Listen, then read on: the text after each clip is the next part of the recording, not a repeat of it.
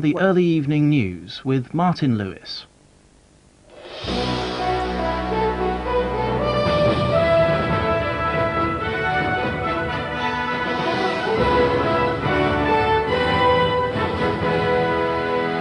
Labour are to withdraw their election candidate against the MP at the centre of the Cash for Questions row.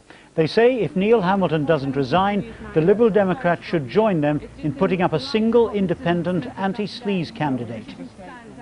Supermarkets withdraw thousands of packets of cornflakes that could trigger a dangerous nut allergy.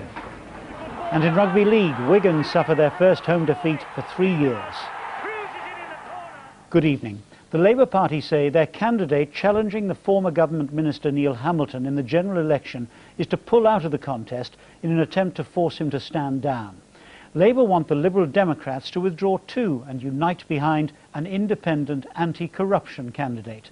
The Conservatives called the move a typical Labour attempt to win by stunts rather than persuasive policies.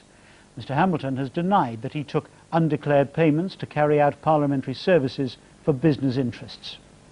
Neil Hamilton has one of the safest Tory seats in the country, so the opposition parties have little to lose by withdrawing their candidates. What they have to gain is highlighting the former minister's alleged wrongdoing, allegations he strongly denies.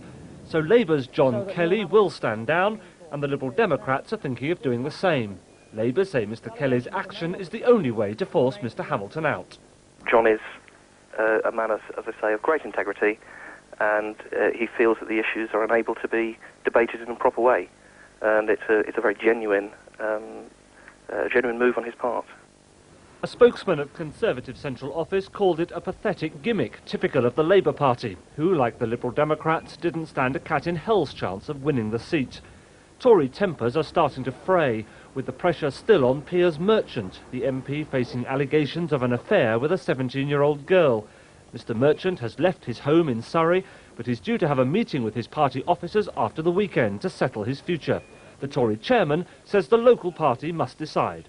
They know the allegations, they've heard what Piers has said about it. They're now going to meet and discuss these things and resolve them. It's a matter for them. Do you want the matter resolved as quickly as possible? Well, clearly, it's an element of distraction. Opinion among the electorate this morning was divided. The things he's done, well, the things the papers are saying he's done, I don't see how people can have confidence in him now.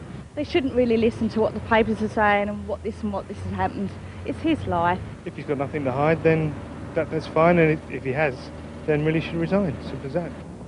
Outside Piers Merchant's house last night, one man showed his anger with a box of eggs. There's real anger too among the Tory party leadership. They've seen their efforts to get their election message across thwarted day after day. So it's no surprise that this latest ploy by Labour has produced furious allegations of dirty tricks. Lance Price, BBC News.